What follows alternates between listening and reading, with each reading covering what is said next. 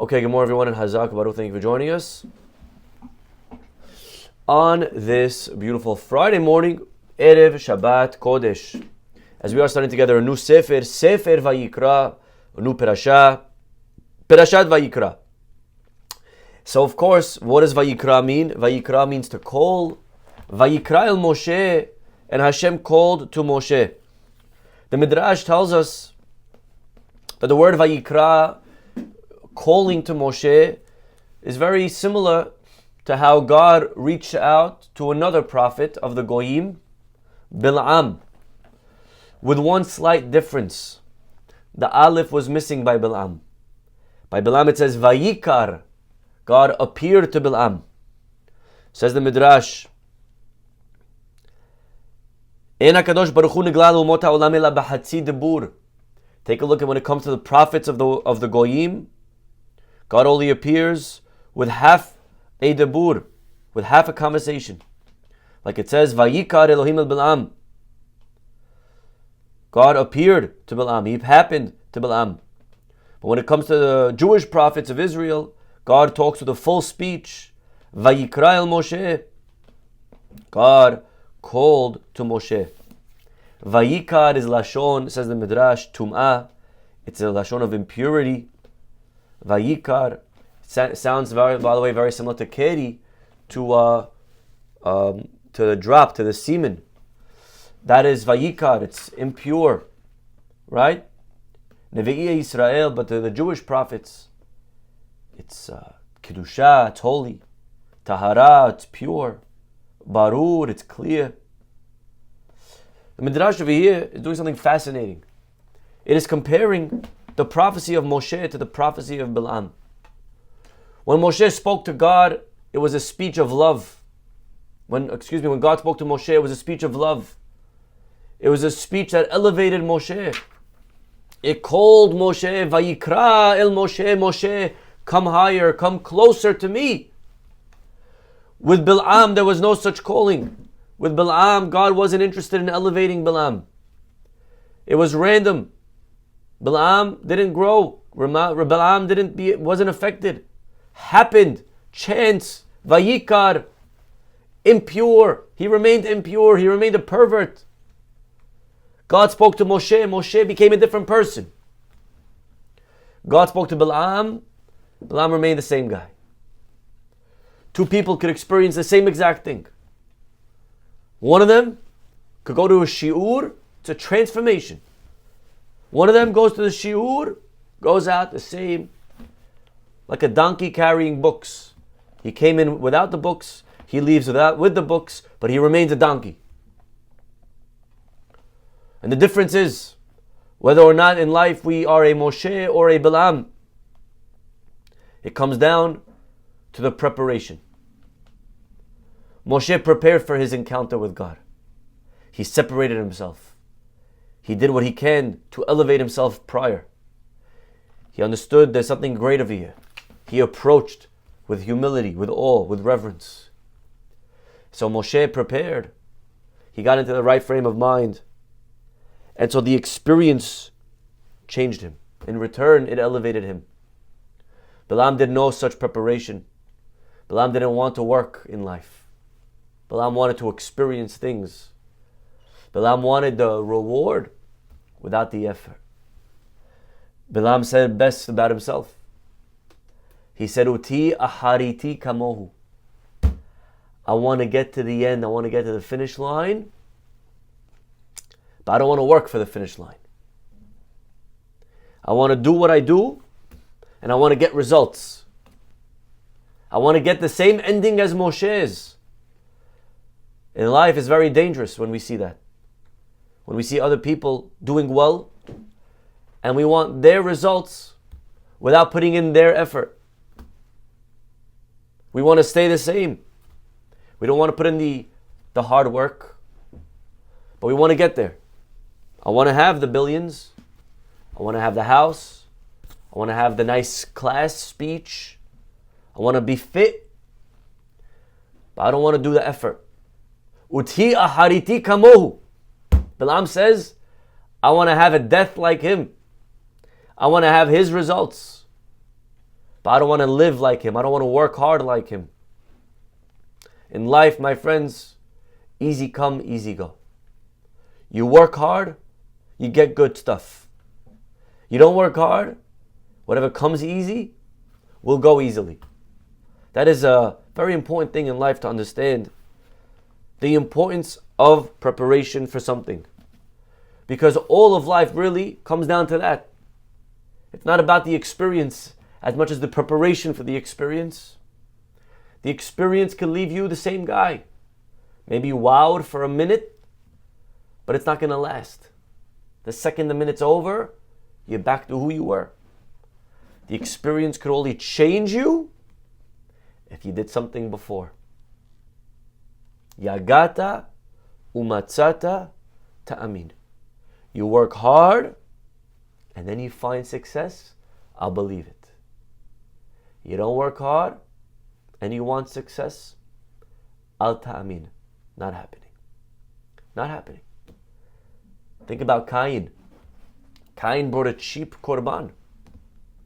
He brought a cheap sacrifice. He didn't do his best. What happened?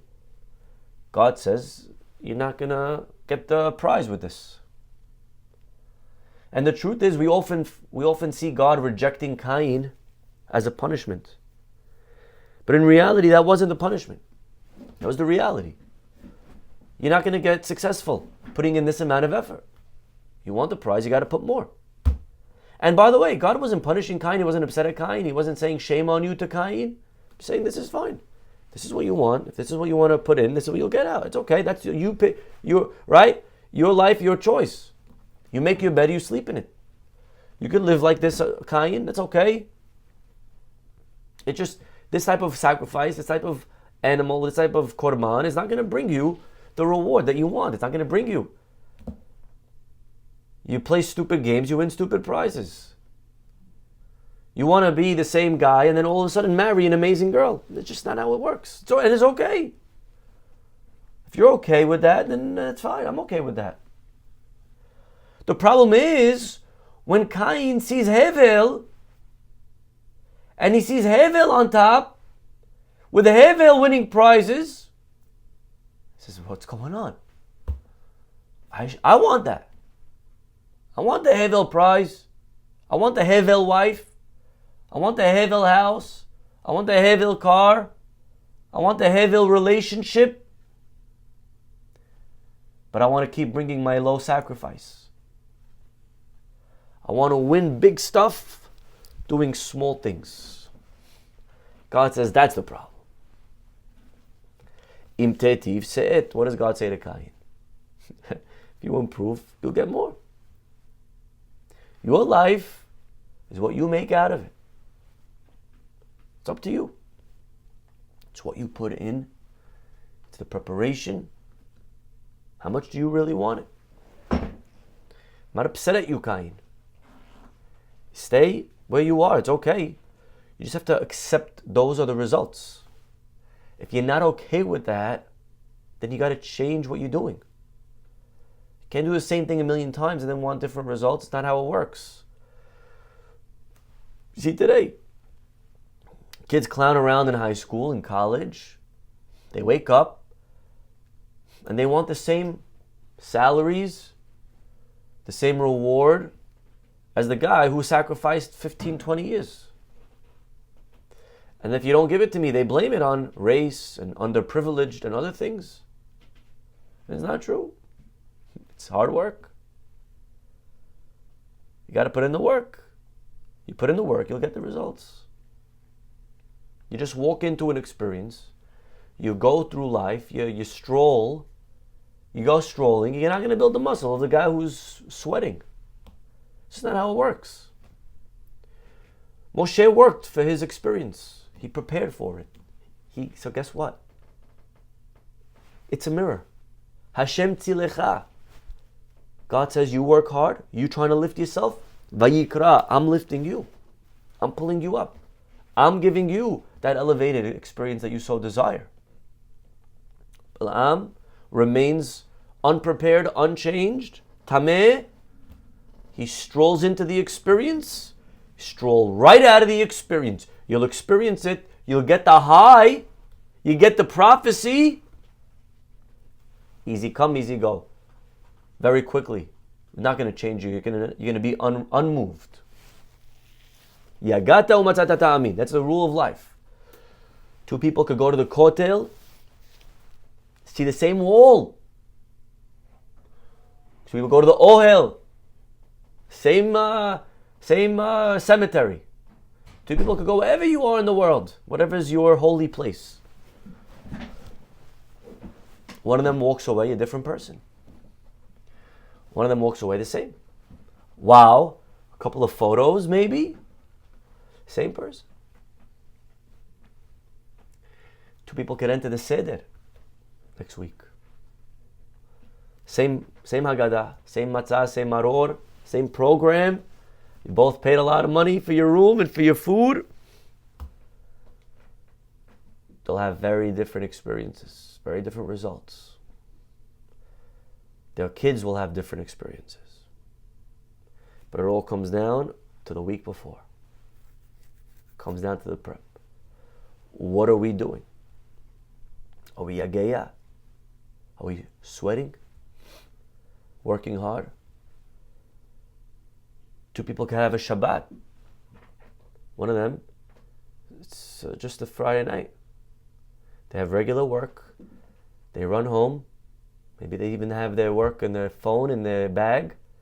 They leave it by the front door of the rabbi's house. They come in, they have a Shabbat dinner. Shabbat club. Kiddush, a little thing.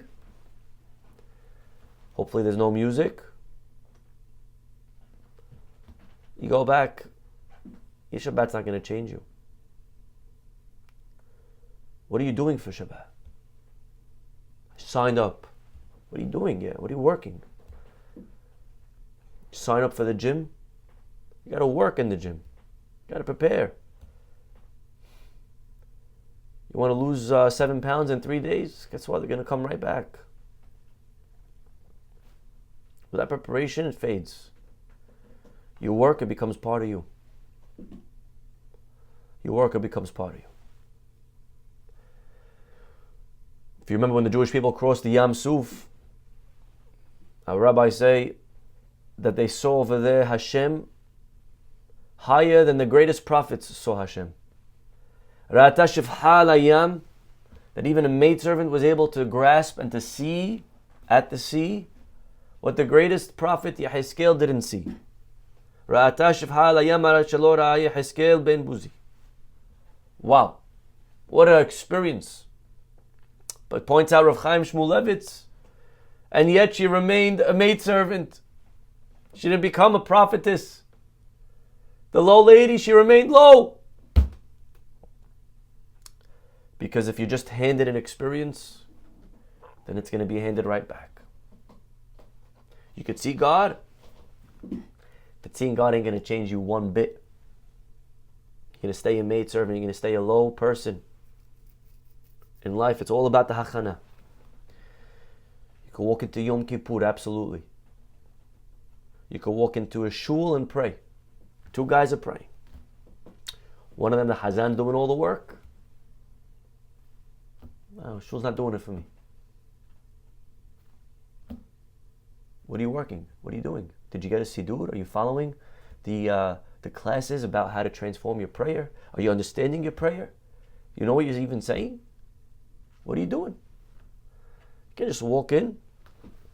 Life is about the hachana, my friends. Life is about the prep. They give a beautiful parable. There was once a pauper, poor man, and he was collecting money. Somehow he winds up in this very wealthy man's house for dinner. He had a lot of guests, and as he's knocking for tzedakah, the wealthy man says, "Listen, I'll give you some tzedakah, but actually we're having dinner. Why don't you join us for dinner? It's a free dinner. What do you lose?" He says, "Okay, I'll take a dinner." He sits down in this mansion, the table, the china, the chair, everything beautiful.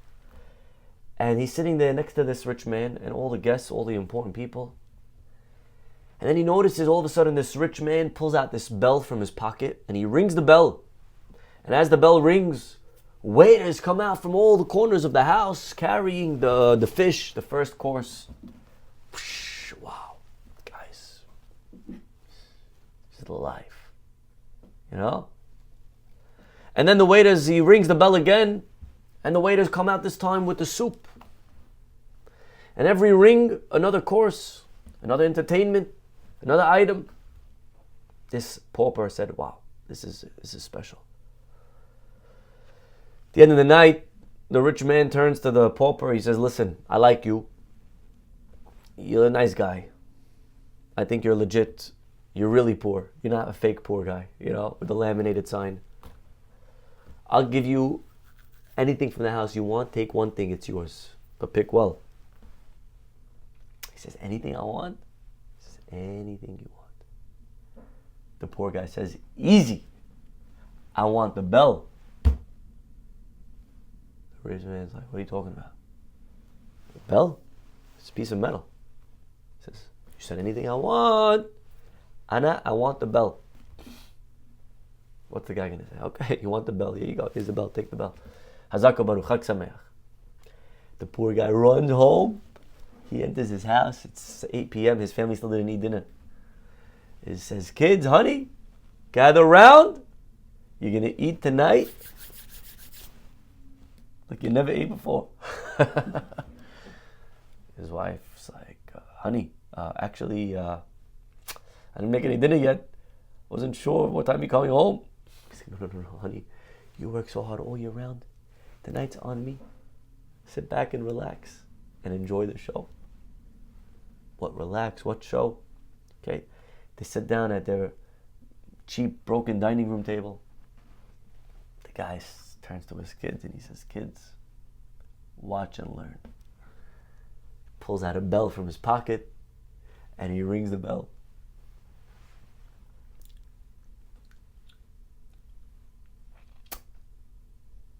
Dad, everything okay? It's coming. 1 second. Just give it a minute. They need a minute to get here. Honey, you okay? I don't know. It's not working. Let me ring it louder. He rings it louder. He rings the bell. There's no waiters. There's no fish. There's no soup. There's no filet mignon. There's nothing. What, honey, what are you doing? I don't get it. He's like, I don't understand. It worked at the guy's house. He gets up. He marches over to the mansion. He knocks on the door. The rich man opens up. Hey, what's up? He says, you sketched me. Rich man says, what are you talking about? I sketched you. Pauper says, you gave me the wrong bell. You gave me the fake counterfeit bell. I want the real bell. So what are you talking about? Real bell. He says, the bell that you used. You rang it and all those people came. Guess what? I don't know which bell you gave me, but I took it home and I rang it and guess what happened? Nothing. Nothing happened. I want your meal. I want your dinner. Where's your results? The rich man says, you fool. The bell is only good if you're prepared beforehand. But if you're just going to show up and ring the bell, it's just going to make noise. You're not going to have no elevation, no transformation, no meal, no dinner. This, my friends, very powerful mashal. And in life, you got to prepare. You show up at the seder. If you're not prepared, right? You sing a song or two. You get the nice, maybe haidush even from a kid who's in yeshiva. He's trying to read to you what he wrote, and the dad's falling asleep. Let's go, kiddo, hurry it up. I want to eat the matzah already. I'm starving, you know. And yeah, right? That's what it's gonna be. Easy come, easy go. You don't get to really enjoy something unless you work for it. Take a look at lottery winners. Guy wins the lottery, millionaire. Look at the statistics. They all lose it. They end up they end up worse, by the way, a lot of them. Unfortunately, they end up worse. A lot of them commit suicide. Very sad. You want to be rich without becoming rich, without working on rich. You just want to be rich. Lottery. Doesn't do well for them. The transformation doesn't stick. You want to get close to Hashem. You know, I'm not a doctor, so just take what I'm saying with a grain of salt now. But they have hallucinogens and drugs and different things people could take today that you could really reach. And people have taken it, they tell me to my face, Rabbi, you could really get there. I'm telling you, I took it with a madricha, of course. I took it with a guidance and professionally and, you know, properly, and transform you. Become a different guy. I'm telling you, talk to Hashem. I was there for 6 hours. I'm lying down. I'm with Hashem, Rabbi. Beautiful. And where are you today?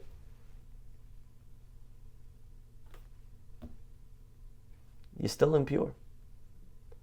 You remain the Bilam. You remain the same guy.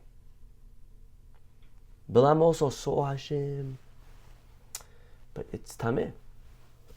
The result, there's no result here. You experience something beautiful for an hour, for two, okay, nice. But in life, don't call that avodah. Don't call that working on your growth. The experience is zero. You're not going to prepare yourself as a human being. Then you're like Bilam. You're going to go in, beautiful, very nice. But you're going to walk out a tameh guy. You're going to stay the same guy. If you're a pervert, you're going to stay a pervert. If you're angry, you're going to stay angry. If you're impatient, you're going to stay impatient. It's not going to change you. It's a nice thing to experience, just if you want to get the experience. But don't call it a religious experience. It's not going to make you more religious. It's not going to make you more observant. Just that by itself, you're going to stay a Bilam. You want to grow in life, you got to be Moshe. You got to prepare. You got to elevate yourself first. You got to do something.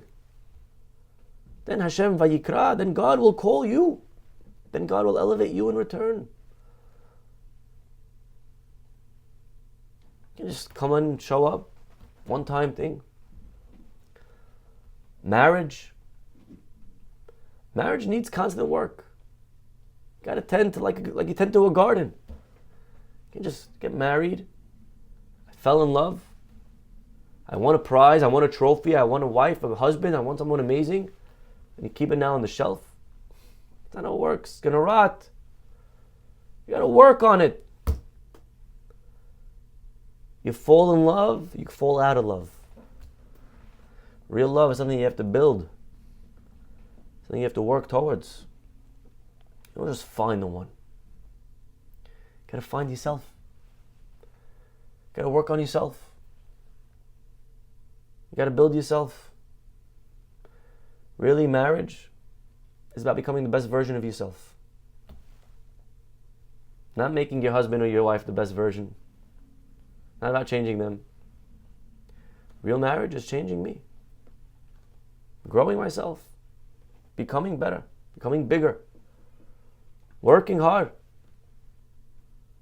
Now you enter a relationship. You're bringing your best self. It's going to have a different caliber. Parenting. It's all about what we put. What are you putting into your parenting? You want to plug him into a TV, you're going to get what you put. You do kind things, you're going to get kind results. Sit down with your kid to learn every week, every night. It's hard. As a parent, you come home, you're drained. You just want to unwind, you want to watch a show, you want to just relax. Not easy. Parenting is not easy. Building muscle is not easy. Marriage is not easy. Dating is not easy. You want something meaningful, you got to prepare, you got to build, you got to invest. Spirituality, my friends, is not a switch. Inspiration is zero. It just fades away. You want to hold on to something, you got to prepare. You got to work. Love is not a feeling. Love is a choice. Daily choice. I'm investing. I'm putting effort. I'm being kind. I'm complimenting. I'm giving in. Daily choices. Hard work. If your marriage is cruising, you gotta ask yourself what's going on. Why is it too easy? If you're at the gym, wow, everyone's sweating. This is easy. You're lifting the bar up and down. I don't know why everyone's yelling. Right? What are you yelling? It's easy. Until the guy walks by and says, yeah, dib. You got to put the pin in the weights. Yeah. You're just lifting nothing. You're lifting air. What are we working for? If you don't work, you won't keep. That's how it is. Torah, relationships, personal growth. If you want something in life, whether it's a strong connection to Hashem or a successful marriage, you want personal greatness, it's not going to just happen. We got to do our part. We got to invest. We got to work. We got to prepare.